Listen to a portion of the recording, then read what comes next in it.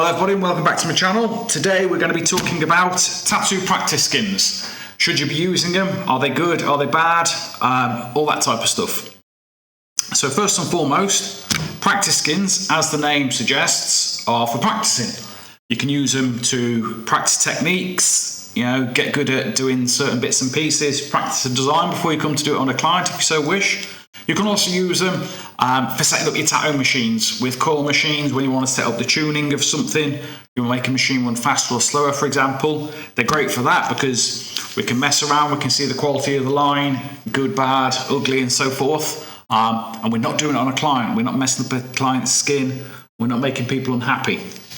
Now, there's many different practice skins you can buy on your tattoo supply sites, from Temu, from Amazon, all over the place, and they're all varying qualities. This particular brand is the first time I've used this, so let's have a look. This is by a company called Act Ink Chewed. Tattoo products with a quite clearly AI generated Medusa on the front there, but we won't hold that against them. Package wise, this is kind of how it came. It was a little bit beat up when I got it, which is surprising because usually when I get stuff delivered from Amazon, they're quite good. It could just be it's been beat up in postage. It could just be bad packaging, but we're not really bothered so much about the packaging. It's about the product inside. With that said, though, there is a couple of points that I noticed that I want to point out.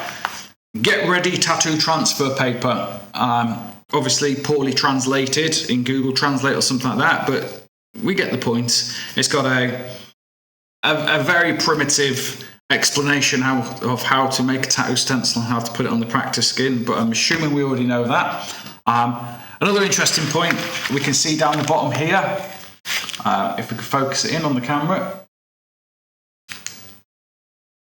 we can see in the writing we've got the 3 dots in the text, which means when they've put it into their design software, the text has ran bigger than the area that they've used it in. It's truncated the text. Again, just a bit of a quality control issue there, but we're not so bothered about that. So we get 5 sheets in this pack, A4 sized. So a decent size, we can do a whole bunch of smaller designs or some bigger designs on them.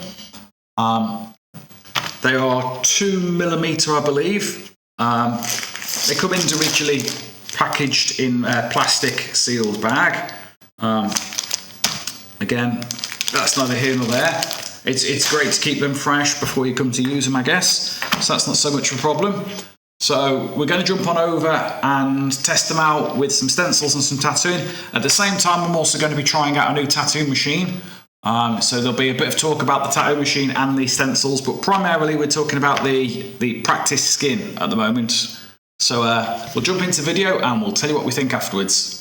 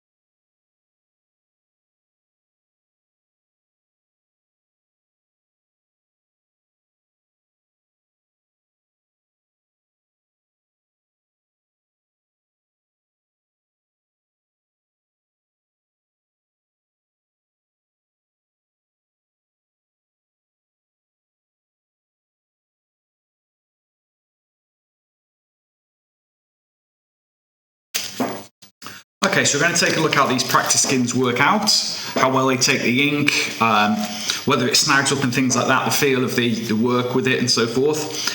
Now, my usual problem I find with cheaper practice skins is when we actually tattoo them, it's not necessarily the ink going in which is the problem. It's when we wipe it down, either a lot of ink comes out or it stains the practice skin. We end up with a huge mess. We end up wiping our stencil off on needlessly. All those sorts of problems. So dab some Vaseline or some tattoo glue, whatever you use, just to give us a bit of protection. I'm running at 109 hertz at the moment. That's 8.3 volts on this machine. This is a machine I'm trying out for this as well, so I'll give my thoughts on that after as well. So let's have a look, see how this goes.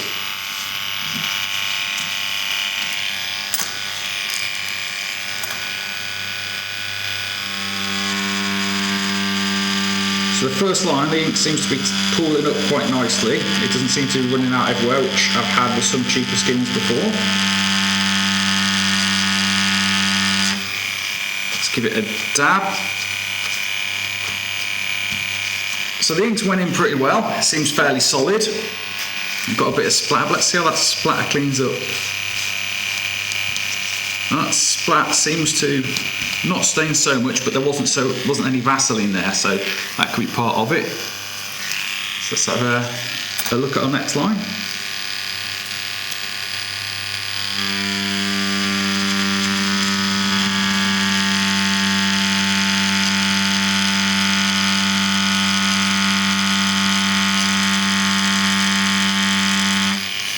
Let's give it up down, see where we're at. So it seems to be taking the ink fairly well. I can see I've got some solid lines here. Usually on cheaper skins, no matter how hard you're running the needle, no matter how many hertz or volts you're using, we can see the individual needle lines, no matter how I adjust the machine, we seem to get that.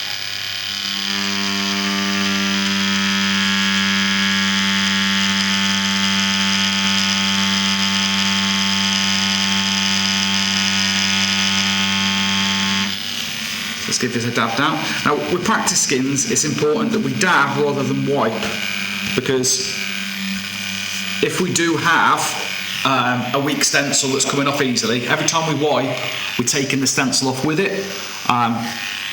If we were losing stencil here, we're going to lose more as we're working up. By the time we get halfway up, we've lost most of the stencil. We're going to be freehanding or not know where we're going. Now, it's not essentially the end of the world on a tattoo skin, but on a client, if you lost the stencil and you're having to freehand, it's not a good position to be in. You want to be able to have a precise stencil to get a good reproduction of the design that the client wants.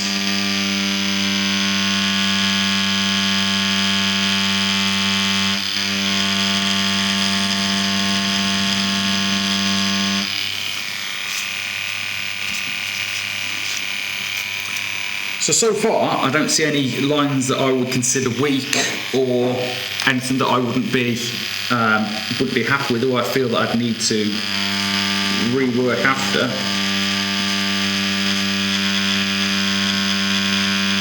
But the truth will really come down once we've wiped it down, after we've finished the design, the lining at least, completely, how much ink comes out when we clean it. That's usually the biggest problem I find. When we come to clean it, it takes out a lot of the ink that is sitting in the skin. Obviously, the difference between this and a client skin would be when you tattoo an actual person, the skin will swell somewhat after the lines, and as far as I'm led to believe, that helps keep the ink in the dermis. We don't have that option with the practice skin, obviously it doesn't swell. So we don't, with the clients, it kind of closes the skin up a little bit, closes the pores and those little micro holes we've made in the needle. So that's my phone going a bit crazy at the moment.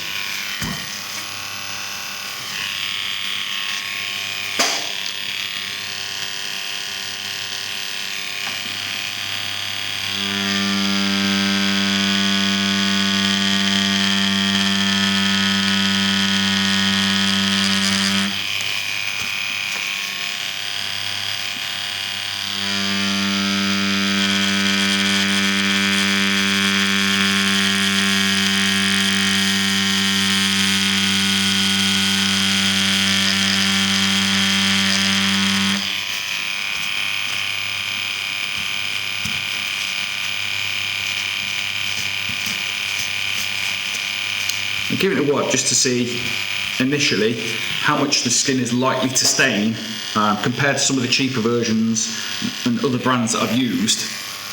Because every brand you buy claims it's going to be, this is just as good as real skins and half the price, and it's fantastic, and it's, you know, it's all singing, all dancing. But you know, very few times do you find something that promises, you know, better than real skins at a comparable price or cheaper price.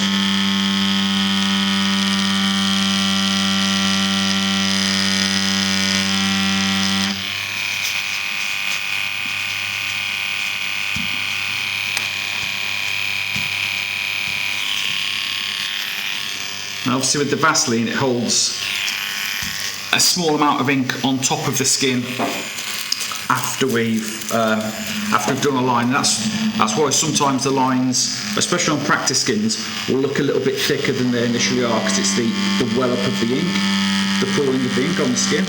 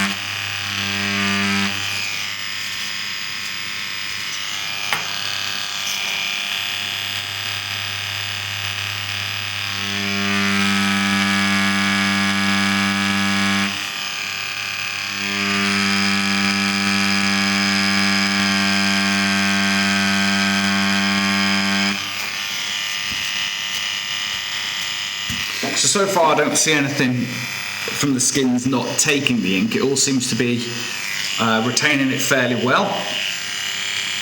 Maybe it holds onto it a little bit too well later on in the cleaning stage, but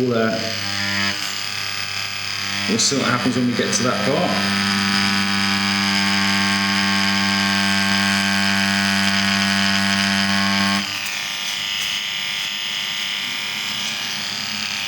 I remember the dabbing of the ink to clean is more important than the wiping. Essentially, dabbing will just pick up the excess ink off the top, whereas wiping will spread it about on the skin. It'll make a mess. Well, it's looking a little bit messy at the bottom at the moment, but it probably shows a bit worse on the camera than it does here. I mean, where I'm at, I can still see the lines. On the camera, it might look like the lines have disappeared.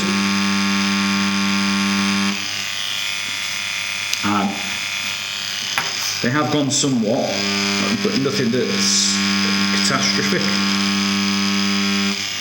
Catastrophic, that's a brilliant word.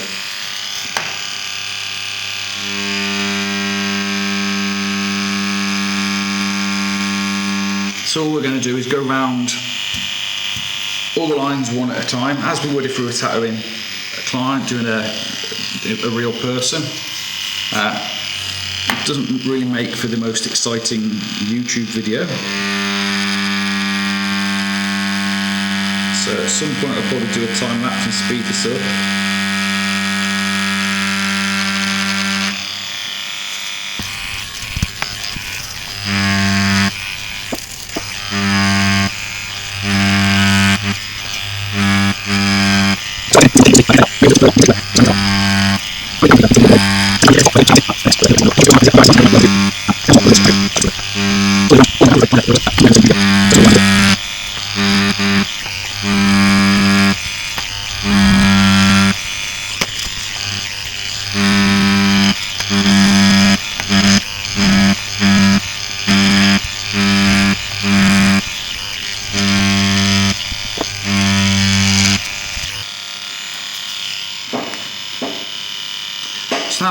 halfway through the tattoo.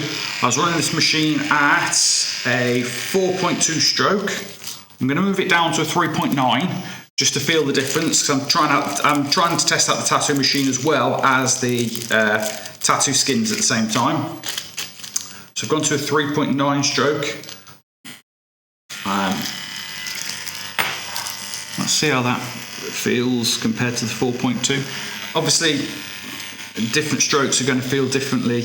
And different machines can react differently to longer and shorter strokes. So only because one machine feels a certain way at 3.9, let's say, another machine might feel completely different at that same stroke length.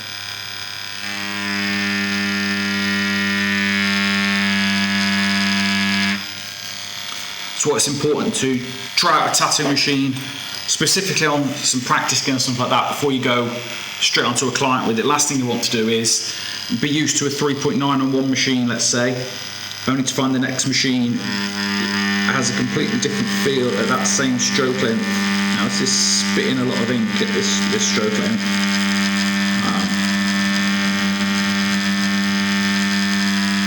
We can look at that in a second.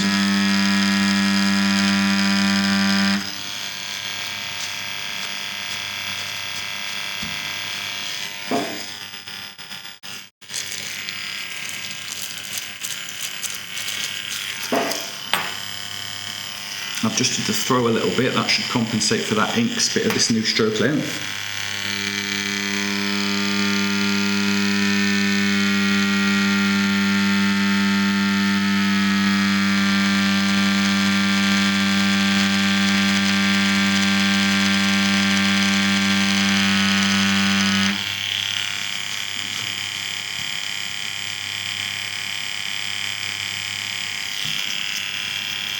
I should add, this is a relatively cheap tattoo machine. I think all in all, postage and everything, it was about €40. So compared to my Dragon Hawk or my Easy or anything like that, yeah, the quality is going to be different, but it's really to see, are they worth it or are they just cashing in? And we've all seen the, in quote unquote, professional tattoo machines, you know, coil machines for €8 on Amazon, and they claim they're just as good as, you know, your Seth Sipperies or your Mike Pikes or your Adam Sipperies. You know, they can't be. You know, €8 for a tattoo machine compared to a €500 tattoo machine. There's going to be noticeable difference.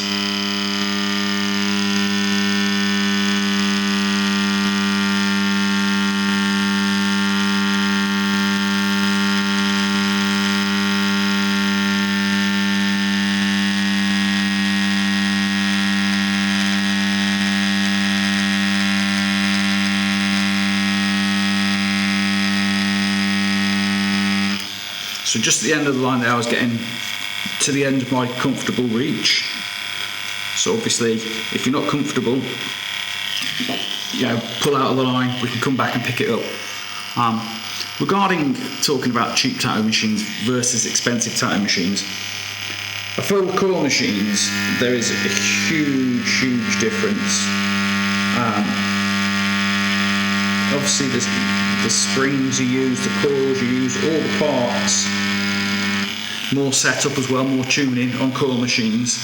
All these things accumulate and contribute to the overall running of the tattoo machine. My opinion with rotary machines, obviously it's the motor that's doing the turning to create the movement of the needle.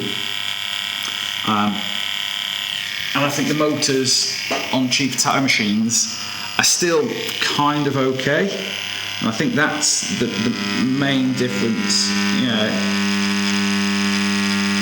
I think with a cheaper tattoo machine, a rotary machine, you could possibly do an okay tattoo. But I think with an €8 Amazon special coil machine, you're not going to do anything good with it. The tuning's going to be all over the place, and no matter how much you tinker with it and try to retune it and set it up, it's just going to churn up the skin. You're not going to be doing anything good with it.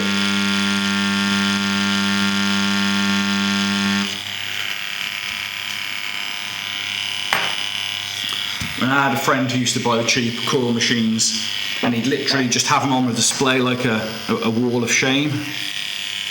So he'd have his good machines, his ones he used every day that he worked with, he'd have them on one section, and he'd buy all the cheap ones with the most, badly cast skulls and stuff like that all over it, almost as a joke.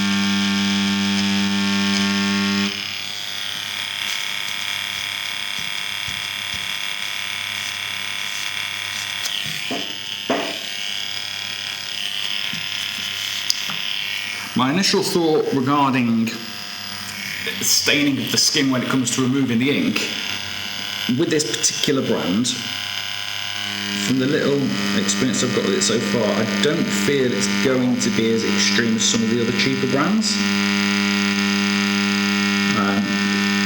Just how I've felt it go so far.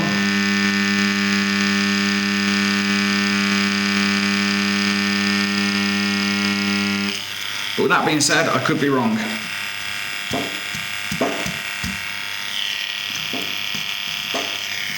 So I've only got the second rose to do now, so a relatively easy part.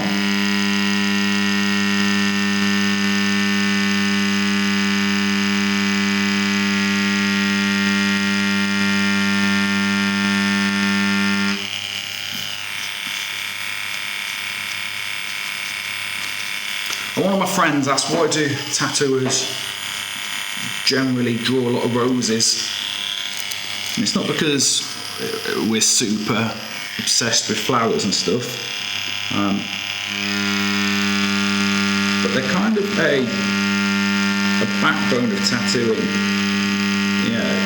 The great thing about roses is you can make them fit any shape and any space. So if a customer's got a tricky area that needs to be filled, you can make a rose that will fit in there, and as they're organic, we don't need to worry about them being unsymmetrical or one side being heavier than the other, as long as it fits the space and it doesn't look so awkward. But with that, there's so many different ways you can draw roses. You can make them super rugged and beat up and give them some character, or you can make them super soft and delicate. Loads of things you can do with it. But there's lots of different shading techniques you can try with roses as well.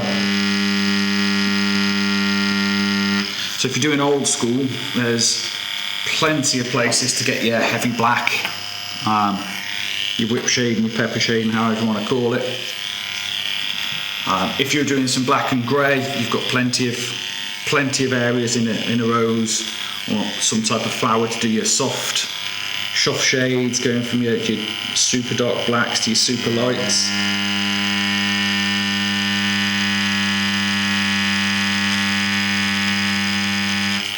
And plus, if we're testing out new product, if I'm trying out a new tattoo machine, if I'm trying out new tattoo skins, something that you're super familiar with. I mean,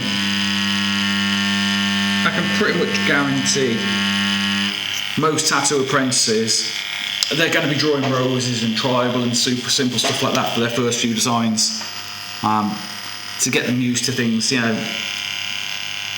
So we've drawn a million, so we're super familiar with the form of them, so we don't have to be constantly thinking about the actual line work as much as you can be comfortable with the tattoo design. When you're tattooing a client, you've always got to be thinking about each line, no matter how comfortable you are with the design, because you want to make sure everything's perfect. If I did a line wrong on this, let's say I overshot this line and it ended up coming through, it'd look a bit bad, it's a mistake, but it's not going to ruin anyone's life, it's not going to make anyone happy, it's just going to be a bit annoying. Obviously on a client, if you get a line wrong, you've either got to find a way to ad-lib the tattoo and fix it, or you're going to have a botched tattoo and you're going to have an unhappy client. And we don't want either of them.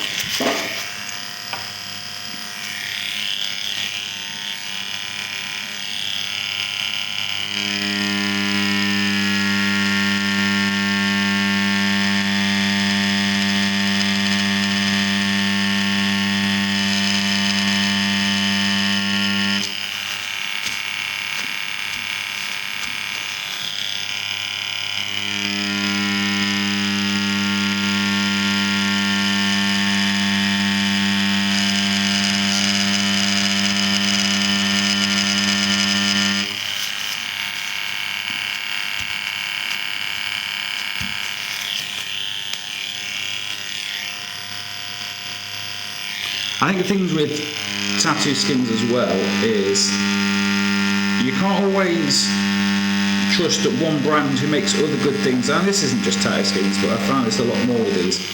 Only because one brand makes something good doesn't mean they're good at everything. Their reputation doesn't always transfer from one thing to another. There's companies that I've used tattoo machines of, and the tattoo machines have been brilliant.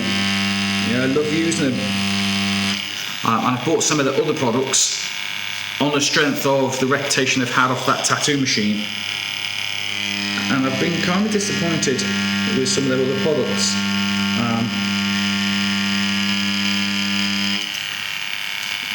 But I suppose that's the thing. You buy a tattoo machine from a tattoo machine maker, from a tattoo machine company.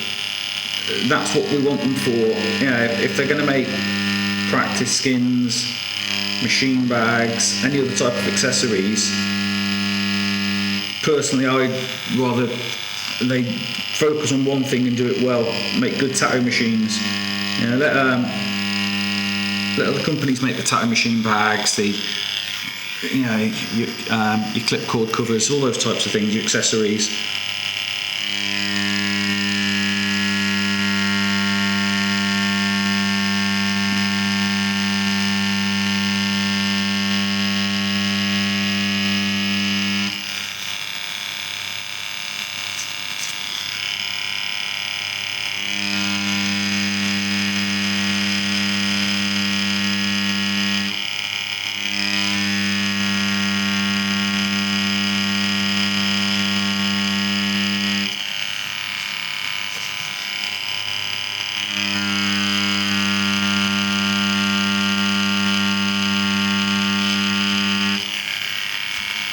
So I think this last part, I'm going to adjust the hertz a little bit. I'm going to go up. I'm on 109 at the moment. I'm going to move up to 120, which is 9 volts, which is probably a little bit higher than I'd personally run if I was tattooing a client, doing a real skin. But we can see how it works on practice skins.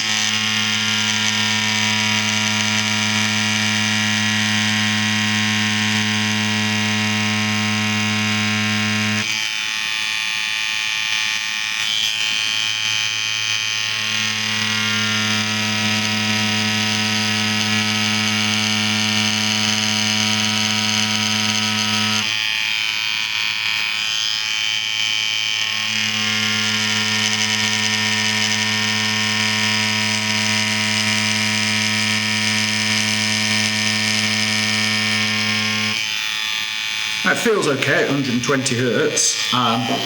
Not radically different from 110, but there is a little bit of a feel difference. And it's hard to really explain feel in any way that's meaningful. I guess you've just got to, experience it yourself to understand.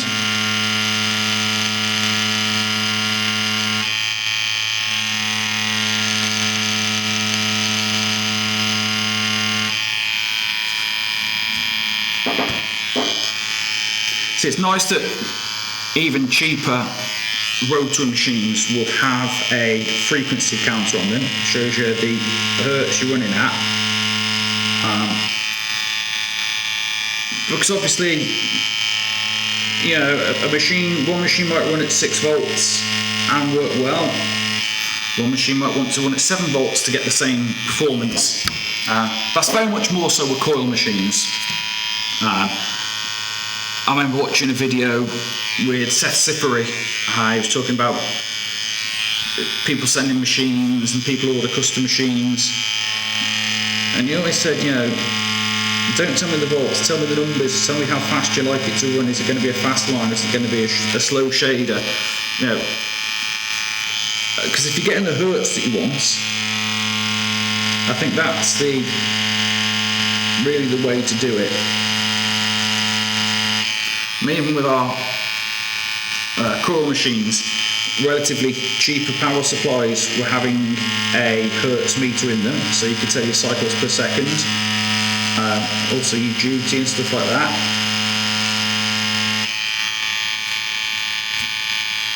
I remember when I was doing my apprenticeship, my boss was always, it was always about the sound of the machine, which is still valid.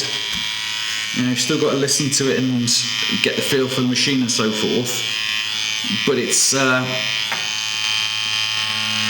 also nice to have some other metrics to gauge by and get yourself a bit familiar with.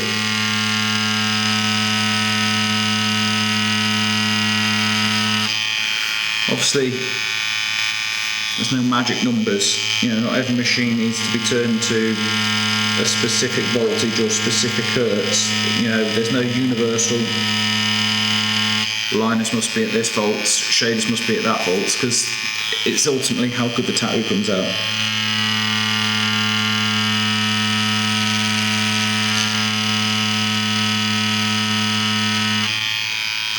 Now, personally, this machine, I feel it prefers to run a little bit faster.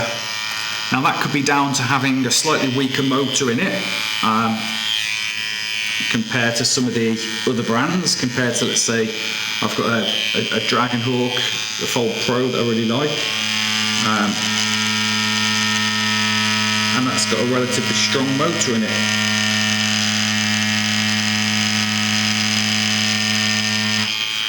And that's obviously going to affect the performance and how many volts you need. If you've got a stronger motor, you can run it at a lower voltage.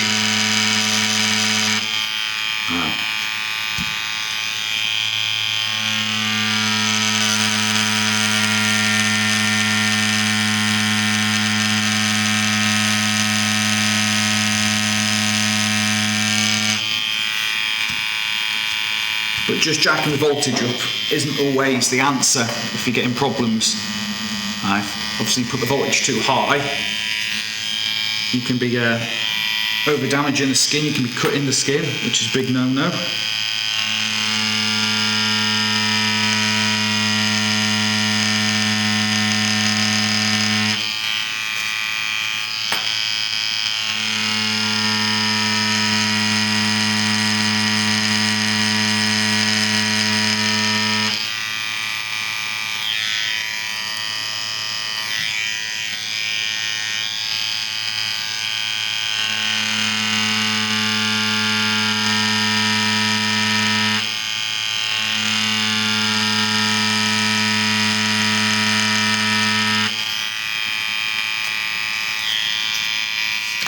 I've been purposely leaving the skin, as we can see, a little bit dirty, on the hope that it dries somewhat, so we can get a more real feel about how well the skin will stain and how easy it is to remove excess ink from it. Obviously, if you're tattooing the clients, the stencils are a lot more resilient, so we can clean a bit more. We can be a bit more aggressive with the wiping and so forth. Whereas practice skins, we're kind of at the mercy of the skin. Even if we let the stencil dry for 24 or 48 hours, we could still find after half a dozen wipes the stencil's completely gone. There are some brands that hold the stencils really well. Real Skins is good at that. But some of the cheaper, just blatant silicone sheets, they're not designed for it, so they're not going to hold it at all. It's going to, even the mention of Vaseline and wiping, the stencil's disappearing.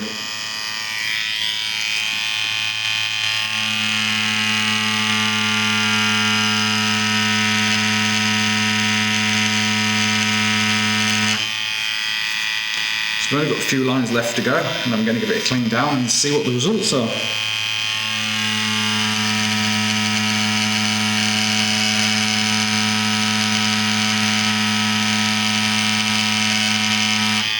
I mean, I feel from the experience I've got with it so far, it's going to be kind of okay. I don't think it's going to be terrible.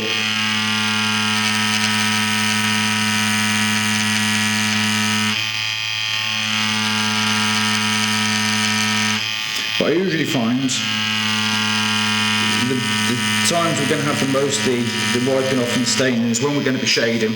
There's going to be a lot more ink on the skin, a lot more ink pooling and so forth. And that's really when the true test is.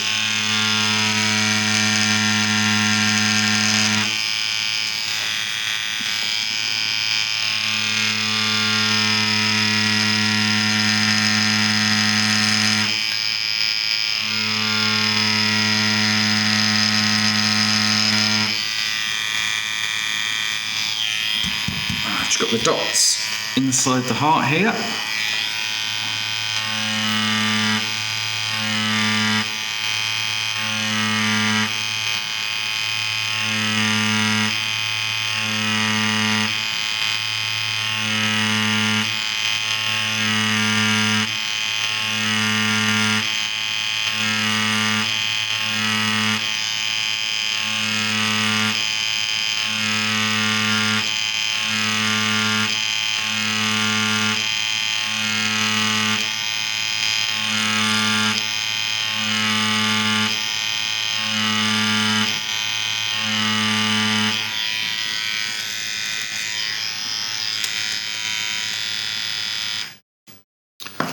Okay, and we're ready for a clean down. I'll probably time lapse the clean down because it's quite boring to watch.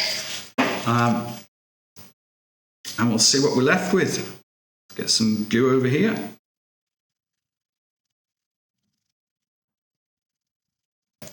As you can see, I've gave it a clean down. All I've used is tattoo glue. I haven't used any extra products. I haven't used any isopropyl alcohol or any type of oils or anything like that. And it hasn't really stained at all. A lot of the ink that was in the lines have remained in there, so the lines still look fairly solid and quite good.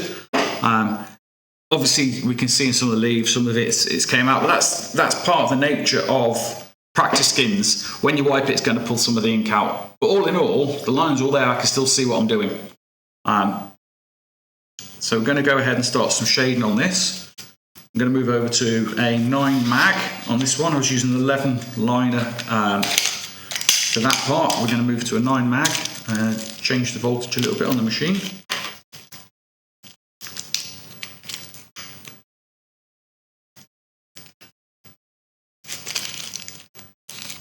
So we're going to go down. I like to go to about 6 to 6.5 volts when I'm doing shading. 6.4, yeah, that's fine.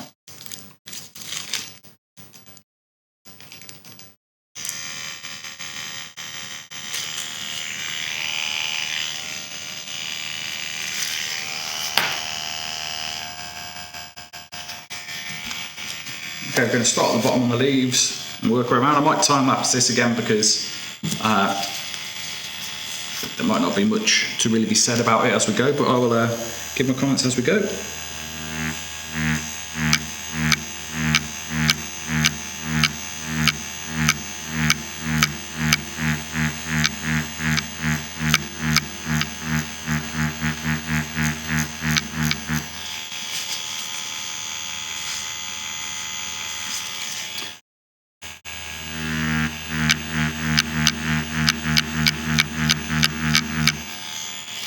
So like most practice skins, when we come to the shading, it's easy to get our lighter tones in, but we have to not work a bit harder, but just be a bit more aware when we want to get our solid blacks in. I'm assuming if we were doing block shading, it'd be easy because we're hitting it a lot and it's getting saturated. When we come to do some whip shading or any type of fades, you just have to be a bit more deliberate about it, I suppose is the way to describe it.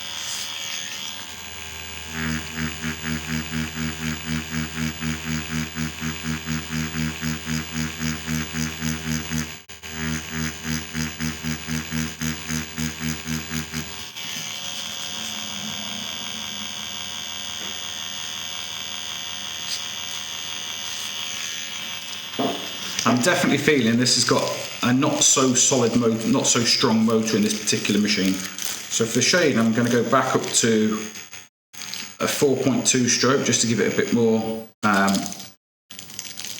power behind it.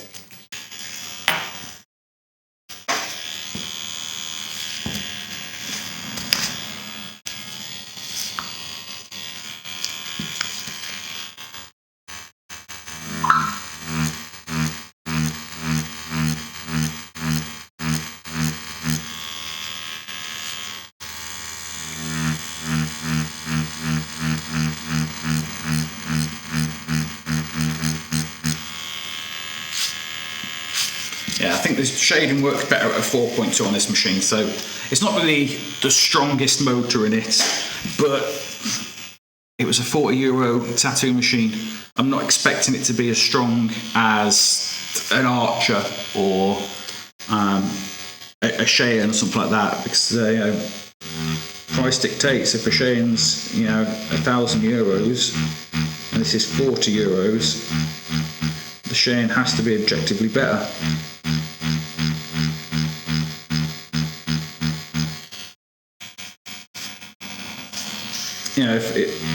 If this machine was 90% as good as £1,000 machine, the guys charging £1,000 for the machine couldn't justify it if these were 40 quid, €40.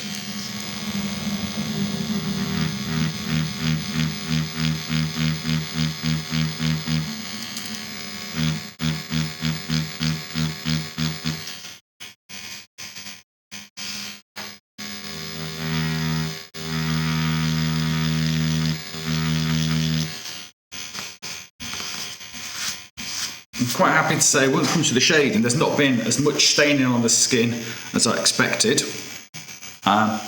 We can see in these two little leaves that are in here, it's came out quite nice. I'm quite happy with that. We're going to carry on around. Generally, I prefer to do the leaves. When I'm working like this, I prefer to do the leaves and move in. It helps give me an idea of the boundary. It lets me kind of have a visual idea of how heavy. You don't want to make all the dark in one place and make it uneven and so forth and unbalanced. And I find this helps. I do it when I'm drawing as well. When I'm designing on my tablet, I work on the outside and work in.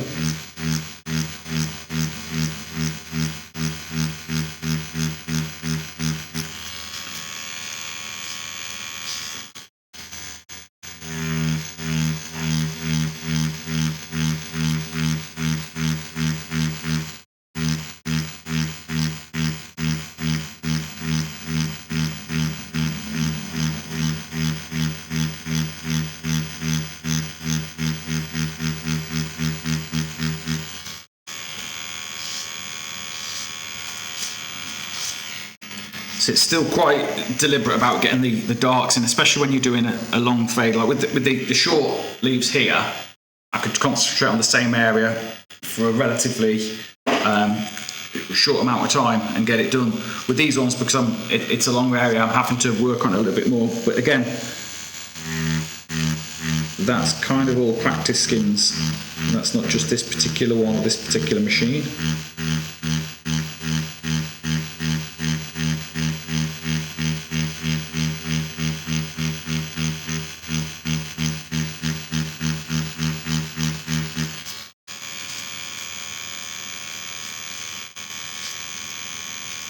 But we can always go back and darken a tattoo.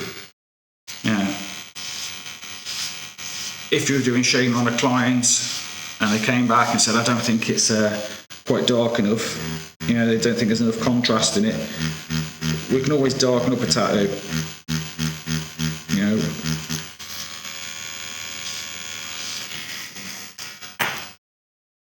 With that being said, there's been at least a couple of times I've had clients saying they wanted super dark tattoos. They've showed me pictures that have a lot of really dynamic black in it. Lots of heavy dark shading. And initially when I've done it, they said, I think it needs to go a bit dark. But then they've came back when it's healed. I said they like it how it is. So it's not always the way you've got to treat every tattoo's got to be addressed differently.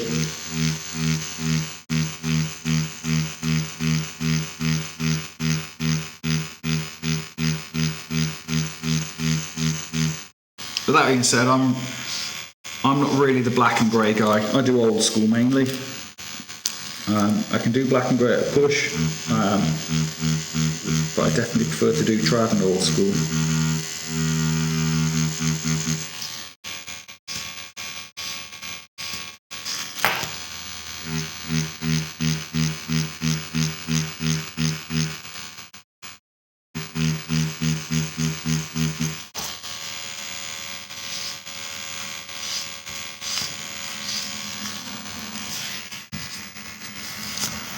Okay, so the shading's on its way.